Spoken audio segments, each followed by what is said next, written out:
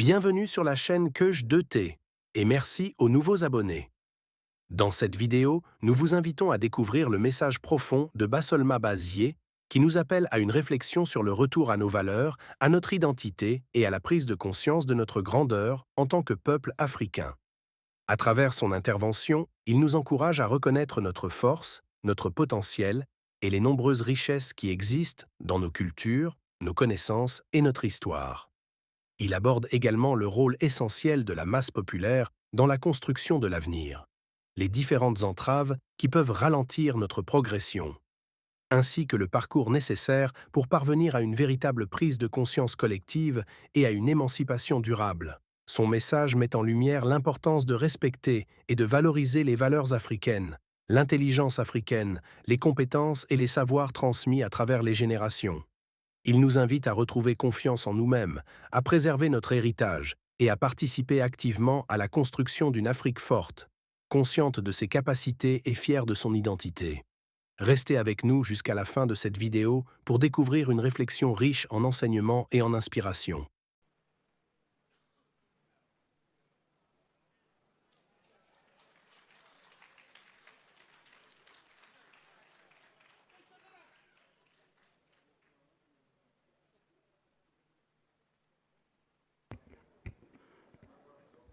Pour commencer, je tiens à dire grandement merci à Dieu, à nos ancêtres, qui nous donnent l'énergie et qui nous accompagnent en clairvoyance pour être utiles à la société. Deuxièmement, c'est de m'incliner très respectueusement sur la mémoire de l'ensemble de nos frères et sœurs qui nous ont devancés, sont tombés les armes à la main. Et troisièmement, c'est de m'excuser auprès des représentants de la tradition, auprès de vous tous, et parce que même quand tu es avec ton enfant, si tu veux poser un acte, il faut toujours présenter ses excuses avant de le faire. Je ne vous ai pas demandé la permission, je l'ai fait, je vais justifier pourquoi je l'ai fait. Le quatrième élément, c'est de dire très sincèrement ma profonde reconnaissance au RISA, en commençant par son premier responsable, le camarade Adama Sigiré, pour les cadres qui créent afin que la nourriture intellectuelle soit partagée à tous. Leur devoir a été de s'assumer en créant les cadres. Le repas se prépare. Il appartient à tout citoyen conscient et autres de venir se servir, se nourrir ou de refuser. Là, ce n'est plus sa faute. Les conditions ont été créées pour le faire. Justement, je ne peux pas me prononcer sur ça sans aussi lui présenter mes sincères excuses. Parce que l'année dernière, une invitation était venue. Il y a eu des contraintes de temps. J'ai dû intervenir en ligne. Et cette année, ils ont rébelloté. Et à l'endroit de ma modeste personne, je tiens à leur dire grandement merci. Modeste personne, mais il faut aussi signifier qu'un être humain n'a pas de valeur de façon isolée, s'en étant avec les uns et les autres, qu'on se bonifie. Il se peut que si je n'avais pas le soutien des uns et des autres, si je n'étais pas entouré, et j'ai traversé des périodes, des moments où ce n'est pas évident que Bassolma aujourd'hui même allait être en vie. Et si je suis en vie, c'est grâce à la contribution des uns et des autres. Et donc j'ai intérêt à porter, à garder permanemment ces chaussures d'humilité. En ce qui concerne le mot pour lequel on m'a demandé de venir introduire, à savoir les masses, en tant que moteur et bouclier de toute souveraineté, on ne peut pas parler des masses sans s'appuyer sur la terre. Et c'est la terre ainsi. On ne peut pas parler des masses sans s'appuyer sur l'eau. C'est l'eau qui est dans cette calebasse. On ne peut pas parler des masses sans s'appuyer sur la cendre, qui est symbole de pardon. Et c'est la cendre qui est dans cette calebasse. Et justement, quand on doit parler au nom des masses, vous avez vu, je félicite très sincèrement tous les panélistes. Je les félicite parce que, même si je disais que je n'avais plus rien à dire, ils ont déjà tout dit. Les questions de la terre, les questions de retour aux valeurs, les questions des cailloux, etc. L'ensemble de ces éléments-là se retrouvent ici. Et l'acte que je viens de poser, ce n'est pas du fétichisme. Non. C'est aussi ça nos valeurs. Parce que le monde, la nature est guidée par trois forces. c'est le feu, c'est l'eau, c'est le vent. Et l'ensemble de ces forces-là, on les retrouve dans les trois entités.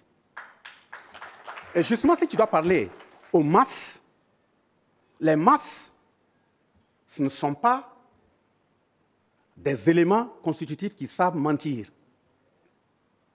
Les masses ne mentent pas. Les masses ne reculent pas. Les masses ne se plient pas. Ce qui fait que tout gouvernant, qui que tu sois, si tu te dévies des masses, tu te perds. Ça, il faut que ce soit clair. Mais tout gouvernant dont les aspirations et le comportement, c'est la ligne des masses, il faut aller dormir comme tu veux. Je le dis parce que la question de la Confédération des États du Sahel, pour me prononcer tel qu'il m'a été demandé, comme c'est une suggestion, je vais me prononcer sur 3 éléments. Le parcours, ça c'est 1.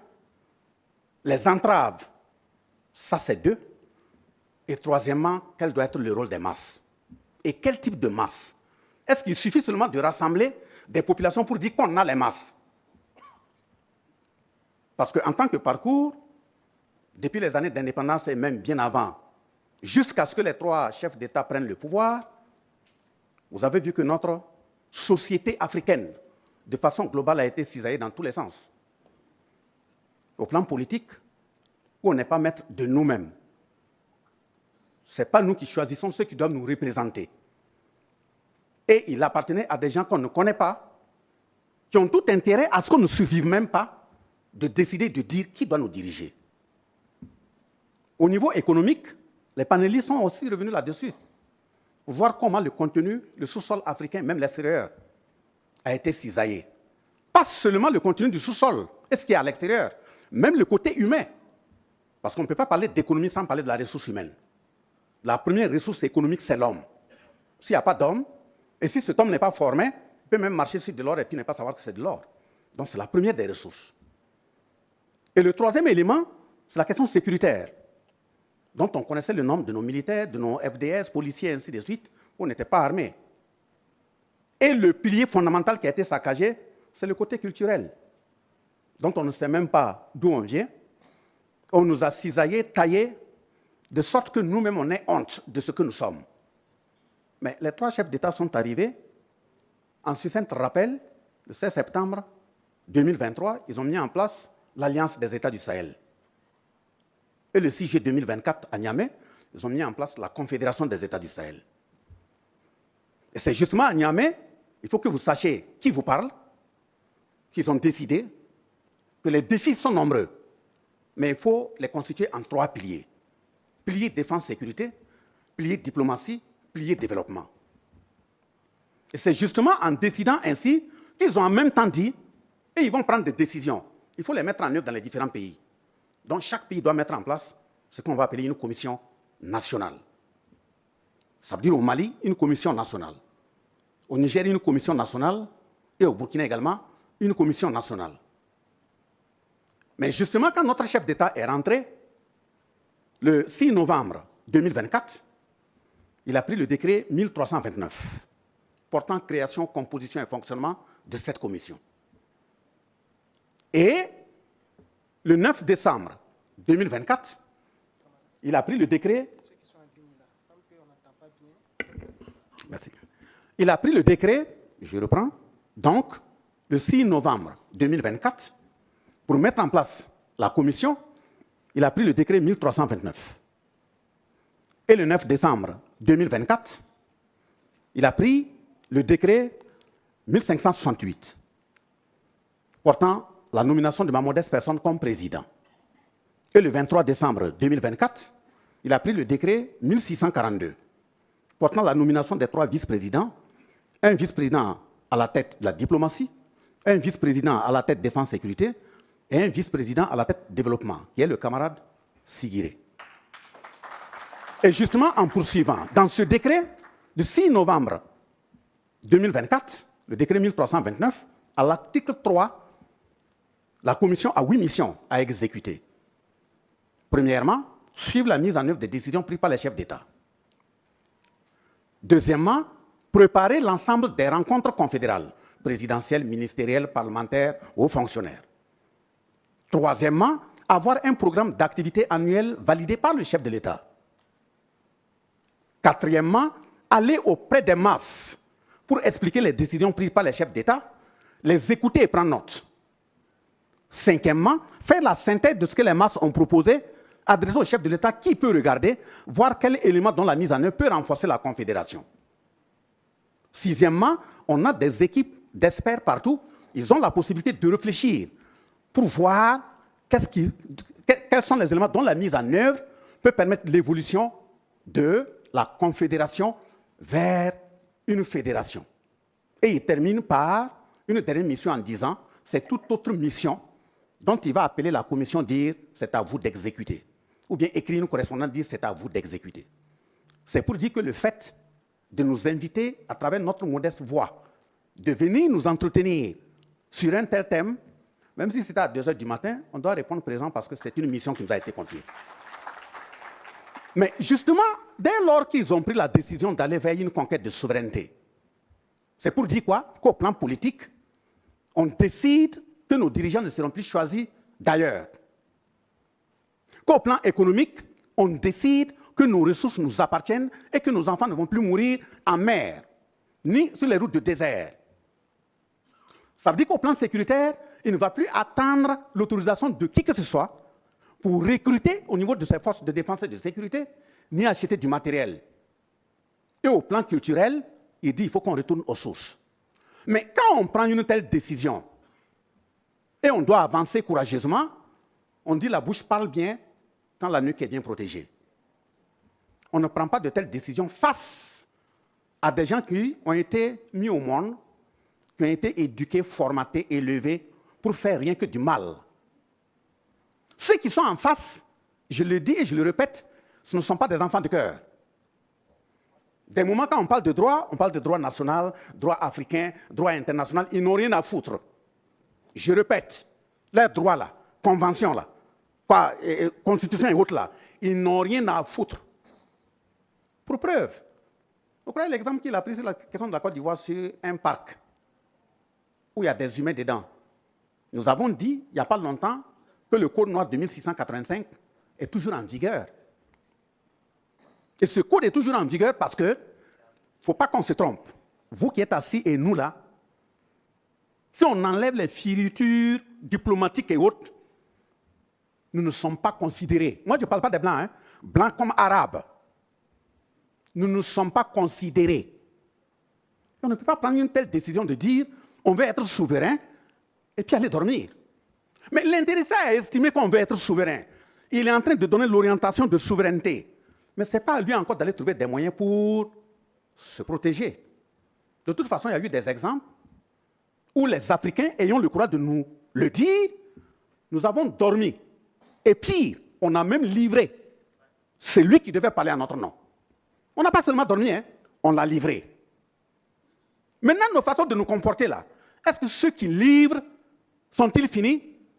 Chacun de nous doit batailler matin, midi, soir pour qu'il ne soit pas un livreur. Voilà pourquoi on est là ici.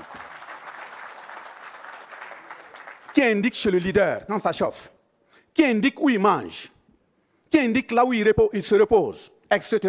Un dernier cas vient de se passer au Mali. Paix à son âme, Sadio Camara. Donc quand on dit que la protection des leaders, des dirigeants, ce sont les masses là, c'est ça. Parce qu'eux, ils avancent. Et nous qui sommes derrière, qu'est-ce que nous faisons?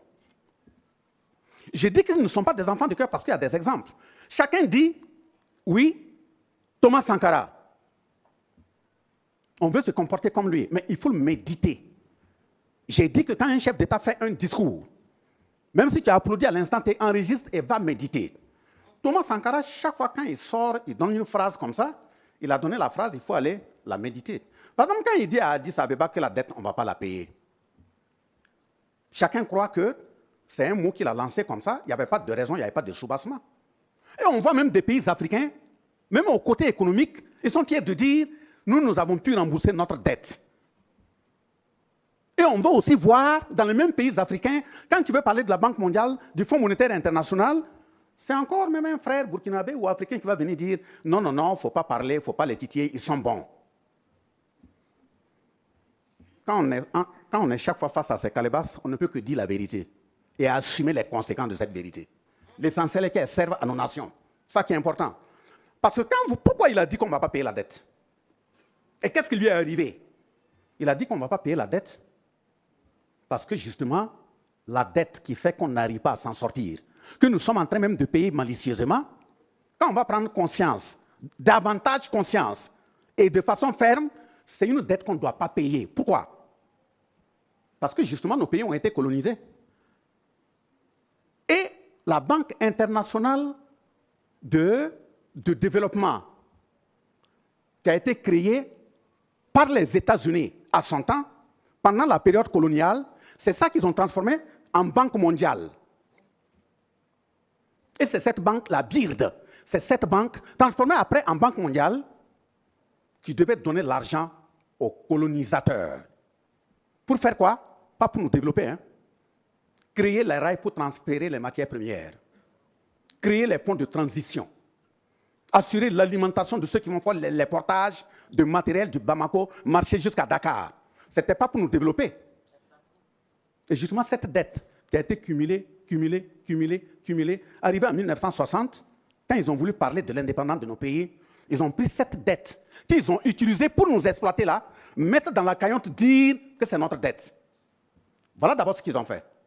Mais en le faisant, quand je dis qu'ils ne respectent pas les normes, le traité de Versailles de 1919, le même traité à l'intérieur dit qu'il est interdit, c'est eux qui l'ont signé, il est interdit à un État exploiteur de faire prendre en charge la dette du nouveau État qu'il a libéré. Et c'est ça qu'ils ont appliqué sur la Pologne. Parce que l'Allemagne, pendant la guerre 14-18, quand ils ont pilonné la Pologne, ils ont emprunté les mêmes prêts pour investir. Et quand la Première Guerre mondiale est finie, l'Allemagne a voulu se retirer là, elle a voulu reverser la même dette là sur la Pologne. Les autres ont refusé. Ils ont signé le traité. Vous pouvez taper sur les portables, il y en a. Traité 1919. Comment se fait-il que vous refusez ce que vous avez refusé, que ce soit appliqué à la Pologne? Vous venez, en 1960, vous nous reversez ça là-dessus. Deuxième exemple sur la question de la même dette, et regardez le président Correa, je pense, de l'Équateur, tapez sur le net. Quand il est venu, il a fait ce qu'on appelle un audit souverain. L'audit souverain, c'est de dire, mon pays a atteint un niveau de dette. Quelles sont les conditions de contraction de cette dette? Qui a contracté? Ça a servi à qui? Ça a bénéficié à qui?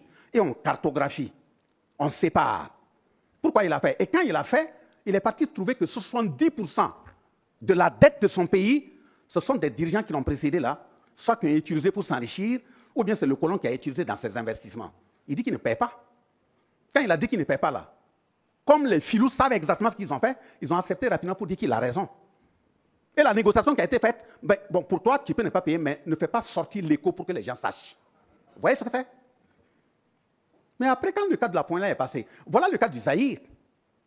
En 1960, au moment où il reversait la dette, le Zaïre n'avait que 14 enseignants supérieurs, aucun médecin, aucun ingénieur, rien. Le Zaïre, là, c'est un scandale géologique, non? Mais Mobutu, qui a fait près de 32 ou combien d'années au pouvoir, quand il a fini la même dette, on a cartographié, on dit que lui seul, ce qu'il a mis de côté sur les questions d'endettement, là, c'était 2/3 de la dette totale de son pays. 2/3. Et la troisième facette, quand il donne la dette, même quand tu parles t'endetter, d'abord en tant que dictateur qui fait leur affaire, enlève même plus de la moitié, va créer un compte chez eux, tu mets, ils ne te disent rien. Donc ce qu'ils donnent là, une partie retourne là-bas. Et l'autre partie, ils utilisent ça pour mettre dans des djembés, pour aller encore refinancer les mêmes campagnes électorales de ces mêmes dinosaures. Il y a eu des djembés au Burkina, non? Transportés par les feux Salif Diallo et autres. Allez remettre. Gbagbo même a témoigné pour dire, Côte d'Ivoire, que lui-même il était étonné qu'un président français lui demande de lui donner de l'argent. Et lui aussi il l'a mis dans des djembés. Allez donner. Et tout ça, on vient dire que nos pays là doivent de la dette. Donc quand Sankara dit qu'on ne paie pas là, c'est ça. Mais s'il dit qu'on ne paie pas, et regardez ce qui lui est arrivé. Pourquoi ça lui est arrivé? Le peuple, on a fait quoi? Mais maintenant, si un feu te brûle, tu sais que le feu t'a brûlé, tu reviens demain, tu vois le même feu, et tu laisses il te brûle, c'est que tu es inconscient. Si on a saccagé celui qui a porté votre voix hier, et vous trouvez qu'aujourd'hui, il y a quelqu'un qui porte votre voix, ce n'est pas à lui d'aller somnoler et puis compter des toits, voir s'il est en sécurité ou il n'est pas en sécurité. Parce que les mêmes rapaces là, ils ne savent pas faire autre chose que de tuer. Mais maintenant, en entendant qu'eux-mêmes viennent, c'est par nous qu'ils passent pour tuer. Soit physiquement, soit par empoisonnement. Ne croyez pas qu'ils ne vont pas consulter. Hein. Lisez le livre de Bourdi. Des François Mitterrand jusqu'aux autres là. Ils ont des représentants dans toutes les cases en Afrique qui travaillent pour eux. Ce qui fait justement quand tu t'en vas, même à l'international pour prendre la parole là, ne parle pas en bébé, pas en tapant sur tes ancêtres. Parce que la tribune sur laquelle tu t'en vas t'arrêter pour parler, c'est pas toi qui as construit. Hein. Tu sais ce qu'on a mis dedans avant de construire. Tu sais combien de bébés ont été enterrés. Vous n'avez pas vu des gens aller s'arrêter là-bas en temps ils constatent qu'ils n'ont pas de discours. C'est pas que c'est du jeu. Donc, justement, si quelqu'un s'engage de cette façon, il faut l'accompagner. Ce n'est pas à lui de dire, bon, je fais ceci, pas qu'il a peur. L'intéressé dit que lui, il est prêt à tout. Et nous, on est là assis. Ça, c'est le premier élément. Voilà d'où on vient, voilà ce qui nous dévanne. Mais la masse populaire, qu'est-ce que c'est que la masse populaire? Est-ce que le regroupement de quelques individus constitue-t-il une masse populaire? Non. On parle de masse populaire, masse laborieuse, ou même on parle de prolétaires. Mais comme on parle de masse, et on sait qu'on est connecté, beaucoup de nos frères et sœurs n'ont pas été à l'école, et ils cherchent l'information, des moments il faut diluer, ne pas trop corser pour que chacun puisse comprendre. Pourquoi je dis que cette masse, qu'on appelle masse populaire, elle est la plus saine? Parce que quand vous prenez quelqu'un qui arrose son jardin au village, et regardez comment il souffre, sur les oignons, sur les tomates, sur les aubergines. Il va faire des mois et des mois d'arrosage, dans le froid. Des moments, il rencontre des reptiles. Et quelqu'un va quitter la ville, aller avec un sac, aller acheter ça de façon banale. Et on remonte en ville. On vient. Nous qui sommes de la bourgeoisie moyenne ou petite bourgeoisie, les femmes s'en vont payer combien? Souvent même une boule d'oignon à 25-50 francs. Mais la vraie masse laborieuse, là, c'est celui qui est au jardin, là. Vous imaginez? La chèvre. Il va aller prendre une chèvre, nourrir ça pendant combien de temps? La femme qui est dans le foyer, elle va nourrir le porc combien de temps? Même les poulets qui nourrissent, ça fait combien de temps? Mais on s'en va, on prend ça, on vient, on bazarde. Mais quand on fait la cartographie, ce sont eux qui sont les plus nombreux dans la société. Donc, la masse populaire, c'est l'ensemble, cette grande partie de la population qui n'est pas privilégiée, qui n'a pas accès à un certain nombre d'éléments favorisés, qui sont même laissés pour compte. Et c'est cette masse-là que les politiciens véreux montaient et taillardaient à merci. Ça veut dire qu'il faut les affamer, et en cas d'élection, on repart avec un sac de riz, un billet de 1000 francs, on les aligne comme ça, comme du bétail électoral. Mais c'est ça qu'on est en train de se battre pour qu'il n'y ait plus de bétail électoral. Que l'intéressé qui mettra en cas d'élection. Je dis bien en cas d'élection, parce que ce terme-là, moi, ne me plaît pas. On va me lire qui? En cas d'élection, que l'intéressé sache exactement, il met un élément dans l'une, c'est pour qui? Ça a quelle valeur? Donc, cette masse, on doit faire en sorte à créer les conditions pour qu'elle puisse être véritablement une masse populaire. Et pour qu'elle soit véritablement une masse populaire, il faut commencer par faire en sorte à ce qu'elle soit en bonne santé. Mais qui dit une population en bonne santé, il faut agir sur plusieurs paramètres. Sinon, vous n'avez pas de masse populaire. La masse populaire doit être en bonne santé. De sorte que quand tu arrives dans un village, quel que soit le problème, quand les jeunes sortent en groupe, et puis ils crient là, tu es obligé de rester tranquille.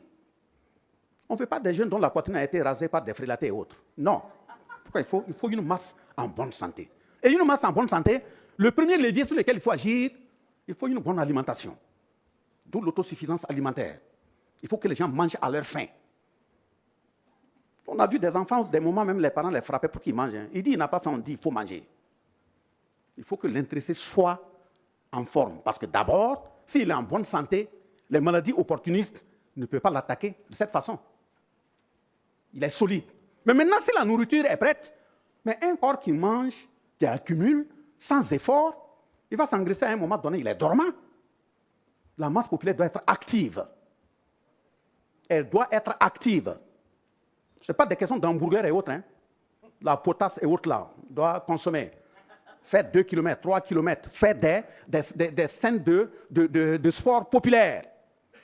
Au village, là, même le fait d'arroser, de cultiver, ainsi de suite, ça fait partie du sport. Mais en ville, ce n'est pas pour zéro quand Sankara disait que chaque mercredi et autres là, il faut le sport populaire, c'est pour ça. Le chef de l'État est revenu là-dessus à Waïguya.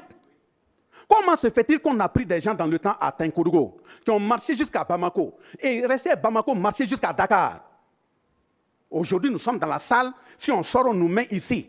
Et on dit qu'on nous attend à l'échangeur de Gunguin. D'autres vont arriver, si tu ne fais pas attention, la langue va frôler le sol. Est-ce que c'est comme ça?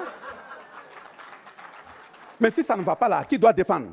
Donc cette masse populaire, après l'avoir nourrie, il faut créer les conditions nécessaires d'entraînement. Et voilà pourquoi il faut féliciter les forces de défense et de sécurité pour cette question d'immersion patriotique qui va au-delà des valeurs intellectuelles, civiques et autres là, voilà, le fondamental physique. Mais ce n'est pas suffisant.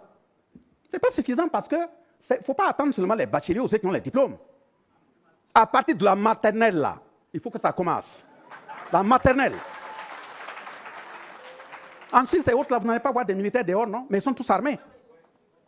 Donc, je vois les responsables militaires qui parlent de recrutement de réserve. C'est tout le monde qui doit être formé pour être des réservistes. Tout le monde.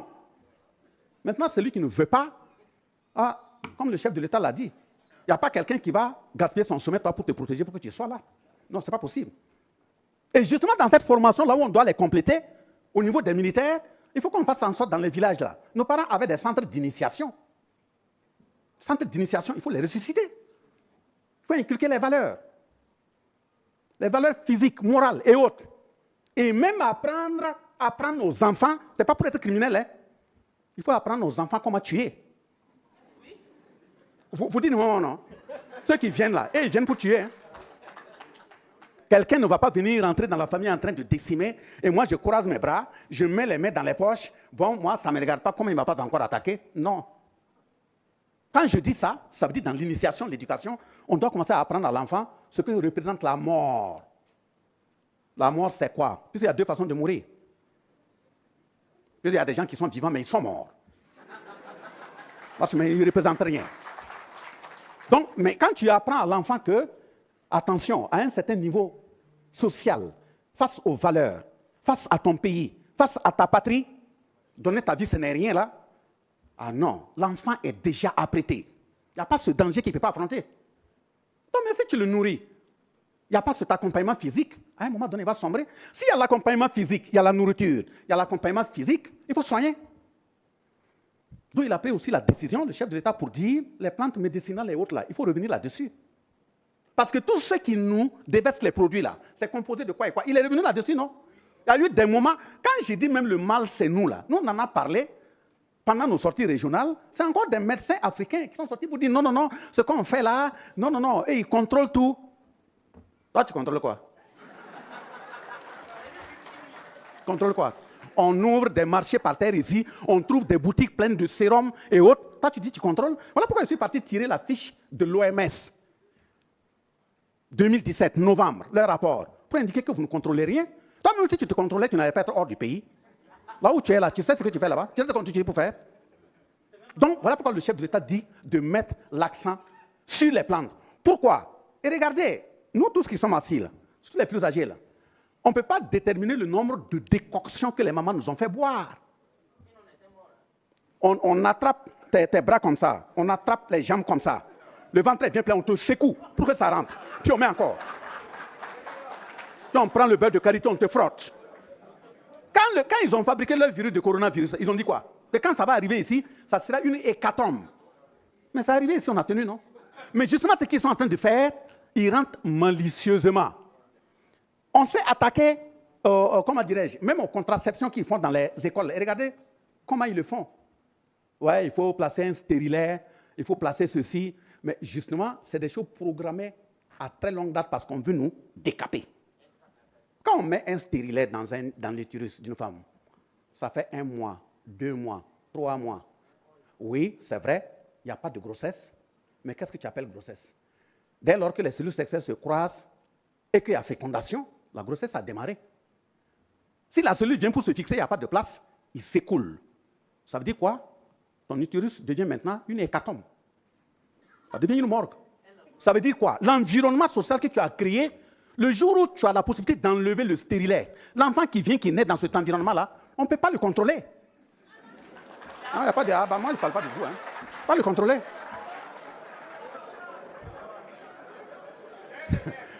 Oui, mais justement, pourquoi ils ont fait ça? Ils ont fait ça parce qu'ils nous ont déviés. Demandez à nos grands-mères.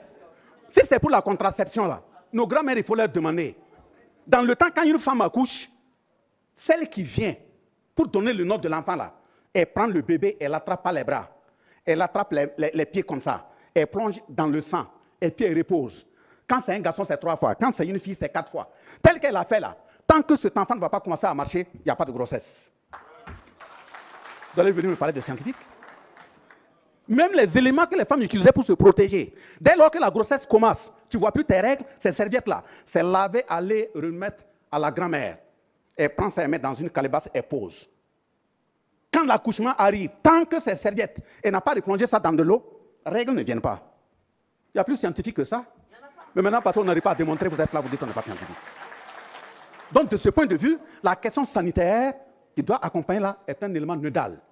Et l'avant-dernier élément, pour ne pas trop dépasser le temps, c'est la question sécuritaire. Si la population est bien formée, bien nourrie, bien soignée, elle peut s'organiser elle-même pour faire face à toute dérive. Mais ils sont au courant qu'ils nous ont tous empoisonnés. On ne peut plus faire 200 mètres, 500 mètres à plat. Bon, je ne vais pas aller jusque là, mais c'est comme ça. Le chef de l'État l'a dit. Maintenant, on crée les conditions pour que justement, on n'aille pas dans ce sens, afin qu'ils continuent de nous avoir. Quand ils disent de ne pas aller là, les États-Unis n'ont pas signé tout récemment un accord de fin de guerre avec l'Iran. Vous savez pourquoi ils ont repris? Parce qu'ils ont leur lieu de prière. Si tu signes un accord, ceux qui officient sur ce lieu de prière-là, s'ils t'ont pas dit d'arrêter, tu reprends. Sinon, toi-même, tu es mort. Il n'y a pas de Le monde maintenant est devenu planétaire. On se voit. Toi, tu t'en vas là-bas et tu me dis, moi, de ne pas aller. Ah bon? Donc, faisons en sorte d'être nous-mêmes. Et justement, la jeunesse, dès lors que le chef de l'État prend ses orientations et vous accompagne, quand on te lave le dos, là, lave-toi aussi la face. Il a dit que l'Afrique est le berceau de l'humanité. Ça veut dire que c'est nous qui sommes les originaux. Quelqu'un quitte ici, par variation de température, son corps devient clair. Et nous croyons que c'est ça qui est bon. Depuis quand un original sérieux peut vouloir ressembler à une photocopie? Quand c'est déjà l'original qui veut ressembler à une photocopie. Il y a un problème. Dans ce déplacement, on dit, bon, il fait très frais, les oreilles là, ça fait très mal. La nature réagit pour t'aider. Parce que quand il fait frais là, l'oreille là, c'est la partie qui fait la plus mal. Essayez au mois de février, janvier, voir. Donc la nature réagit pour te protéger. Donc ça fait que les cheveux là descendent jusqu'au cou, pour protéger les oreilles. Mais pourquoi à 14h en plein midi, il est 45 degrés, je porte des messes? C'est pour aller où? La nature te dit, comme il fait très frais, quand tu respires là, ça fait très mal aux naseaux. Donc il faut que, de façon métamorphique, on change tes forces nasales pour que l'air ne rentre pas du coup. Mais toi, les forces, Dieu t'a tellement bien fait, l'air est doux. Tu t'en vas, tu fais 2 mois en France, tu reviens, c'est... Toi, tu t'es qui? Tu peux faire des choses comme ça. Voilà, donc, comme il a dit, et comme c'est mon petit frère, je vais m'arrêter comme ça, sinon on ne va pas finir. Merci beaucoup.